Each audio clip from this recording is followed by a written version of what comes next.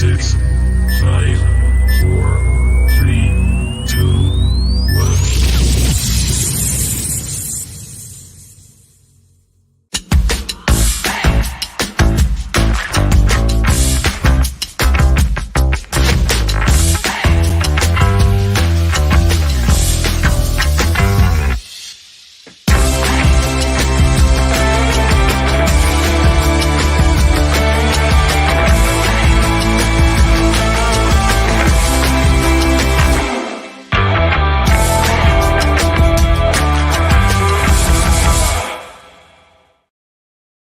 Hello everyone, welcome back to Blue Black and My Eyes for this update. I wasn't planning on doing a video today, but so much has happened. I thought you've got to get online and have your view on it.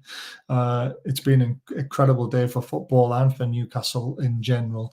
We also, literally at 7:30, my mate in our group says, update incoming. So I was just like, oh my God, it's all happening. What the hell is going on?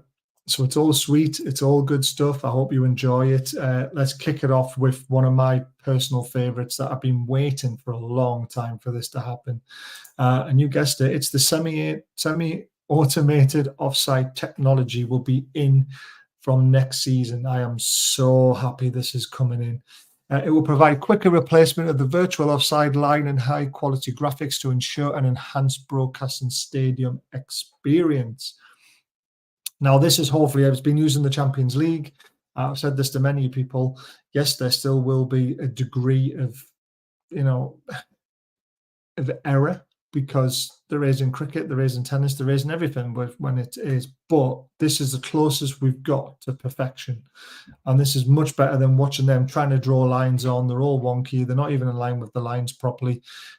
This will make life much easier. And once it says it's offside, guys. You just have to move on. We're going to know that these images are going to be used properly. That's the best way to, and we're seeing it in the Champions League. And if you don't agree with it, then honestly, I don't know what else what else you actually want. But there we go. The next bit of news is obviously, again, Premier League clubs have unanimously voted, and every single club voted for this, by the way. We did as well. There's a lot of people online who have been saying, oh, but this and that, and it's only letting the 6 do this. We wouldn't have voted this in if we knew it wasn't going to benefit us. We're basically going to be mirroring the provisional financial rules of UEFA's squad cost control measures, so PSR rather than FFP. Final vote to ratify will take place in June, and if introduced, new rules could allow clubs to spend up to 85% of club revenue on transfers, agent fees and wages. This is higher than UEFA's 70%. It would mean an end to PSR, which would be phased out in 2024-25. Majority of clubs in favour of this, but the transition period is still to be fully determined. Obviously, there's clubs already in trouble, isn't there? So how does that benefit or not benefit them? All that sort of stuff. Current punishments and points deductions for future breaches going forward would remain. So there you go. Although a luxury tax has been informally discussed, several clubs firmly against it, seen as far simpler to broadly mirror UEFA rules with clubs in Europe bound by FFP. So what does it mean for us? I mean, already we've seen the club throw in a lot of money for one share. We're talking like £37 million for one share. Now, this is, again, is it for training facilities? Is it to balance the books? Is it that the amount that the club's allowed to invest in themselves? There's obviously rules of how much the owners can put in on their own back. So that is a very interesting bit of information, especially on the back of this PSR minority decision. And then this came out for Leeds, and I thought it was very interesting to put this up because we are really potentially in trouble here. Player purchases. We are 1, 2, 3, 4, 5, 6th in the list of 143 million. This is last season, by the way. Squad costs in summer 2023, you can see we're one of the highest again, above Villa, above West Ham, above Everton, who have all had breaches. And then players' wages, again, we're actually again mid-table, 187 million. But you add all that together, that's a hell of a lot of money, and the club has to generate all that money plus more on top to allow transfers to happen. So looking at that, you can see why Leeds are in trouble, because as soon as they come back into the Premier League, apparently they're going to get a points deduction. That's if they come up straight away. But, it shows that Newcastle ourselves are in a little bit of danger. It's very, very interesting news that came out today. Very, very interesting. And then, brilliant for deaf people. NUFC and Sella have created a first in football, delivering a spectacular experience for deaf fans, helping them to feel the atmosphere of a live football match.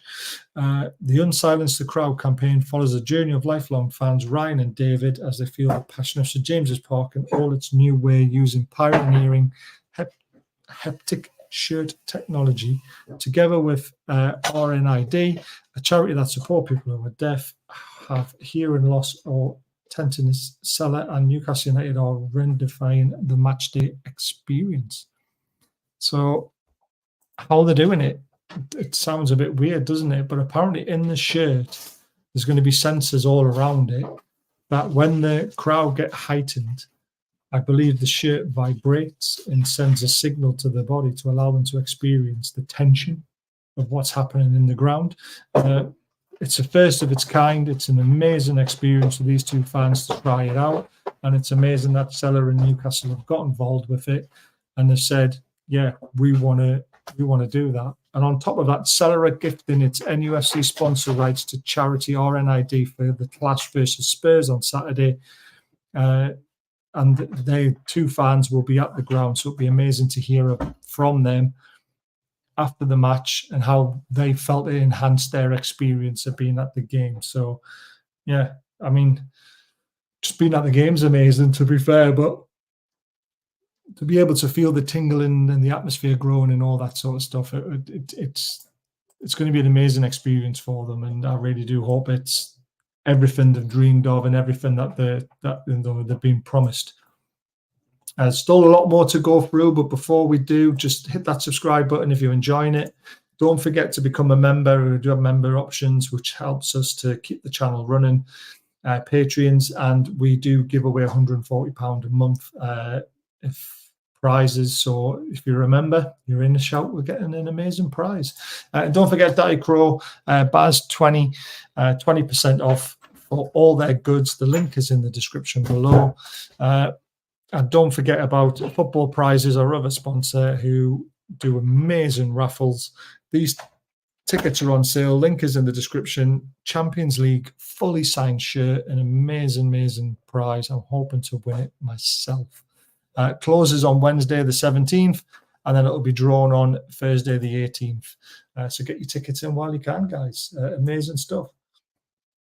Right now, getting to the more exciting stuff, I promise. Joelinton. Yes, absolutely delighted. He signed a 4-year contract.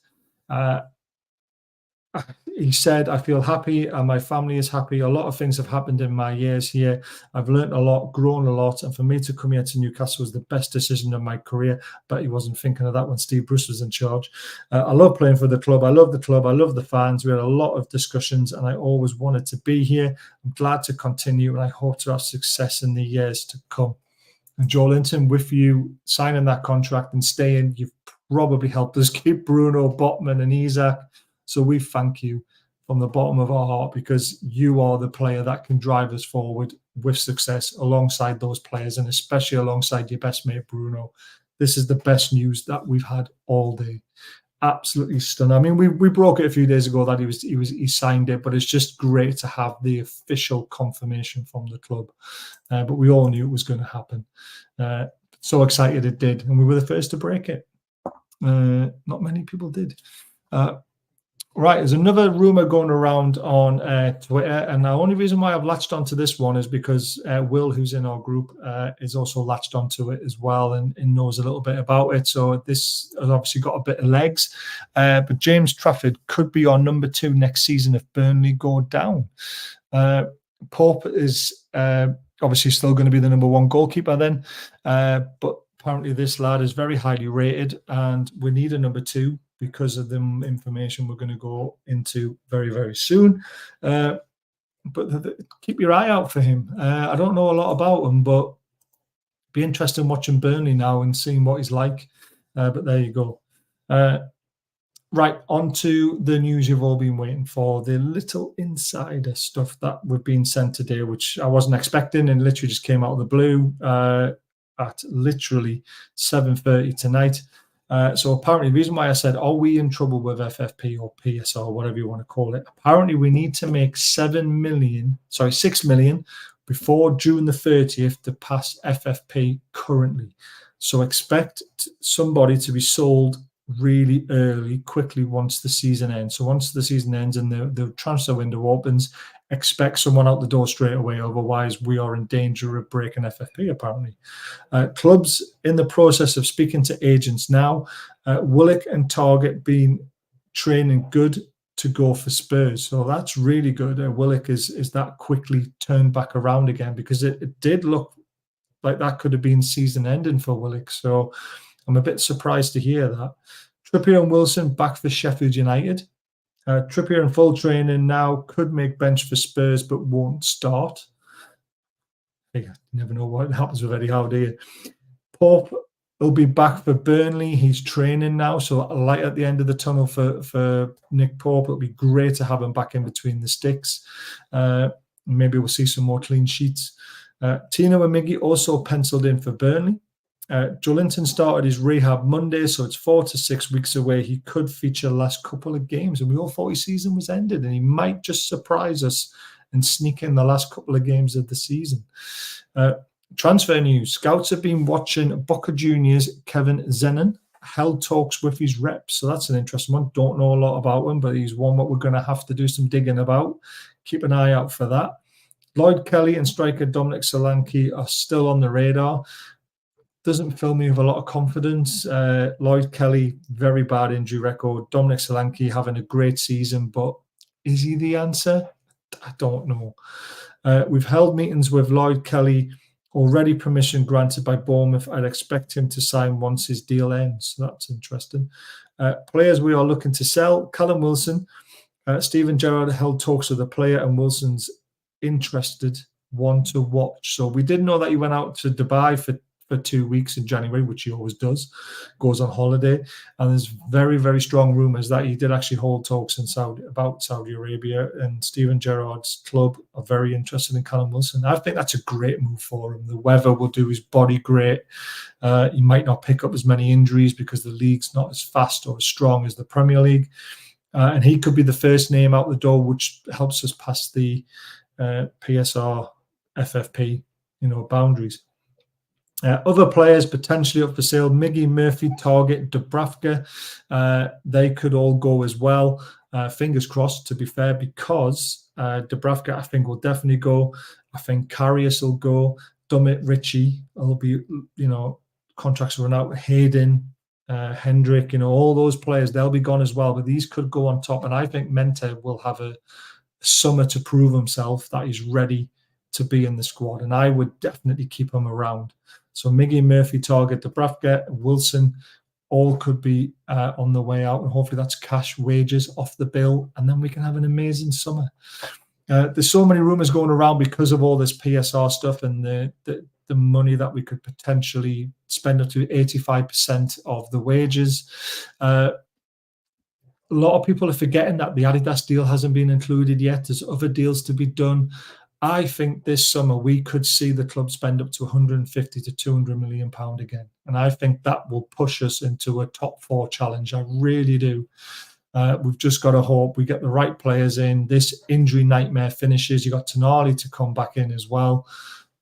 The future's bright. I'm absolutely loving it. I know it's a bit doom and gloom this season, but I'm just thinking further ahead, thinking what to expect. And I think we're going to have an absolute fabulous season next year. And I'm all for it. Massive shout out to Toondle. I don't know if you follow him on Twitter. He runs a little app which plays on words. Bruno put this out saying the blonde is back. So Toondle jumped on it and put this one out. Oh man, that's a Haaland. Definite Haaland hairstyle, that one. And then he went even further back, and look at that, he put the Keegan perm on him. Absolutely brilliant. And he's actually going to put this into a game. So every day or every week or however he's going to do it, he's going to be putting someone's hairstyle on Bruno, and you've got to guess whose hairstyle it is. So get involved with it at Toondle on Twitter. He's absolutely brilliant, or X or whatever you want to call it. Absolute fabulous stuff, and a bit of fun for everyone to get involved with. But that's everything I've got. Like I say, wasn't expecting to do this today, and it's just update after update after update of great things that are happening in football, and hopefully with Newcastle United. So fingers crossed there. Hit the subscribe button if you've enjoyed it. Hit the thumbs up button. It really does help to, with the YouTube algorithm, help to spread the show. If you'd like to become a patron or donate, there's a super thanks or there's a membership option. Like I say, all members get put into a monthly prize draw to win up to £140 of prizes. That's all the sponsorship money we receive, and it all goes back into you guys. And don't forget about Diet Crow, one of our sponsors, Baz20 for 20% off. Link is in the description.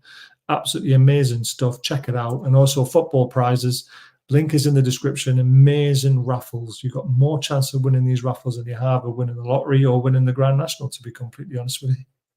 So get yourself some tickets and hopefully win an amazing prize. They've got 2 VIP tickets to a first-class plane getting you over to the England-Slovenia game on the site. They're only $1.99 a ticket, so it's worth having a shot. But that's everything from me, guys. I'll be back tomorrow night between 8:30 to do the look ahead with Yin and Harry. No, it's 8 o'clock. It's definitely 8 o'clock with Yin and Harry. We'll be back to talk about Spurs game. I should be available for the watch along on Saturday, and then we'll be doing the reviews Saturday night. So keep an eye on the channel, hit the bell button so you know we're live, and I'll speak to you all very, very soon. Have a good night and enjoy your weekend.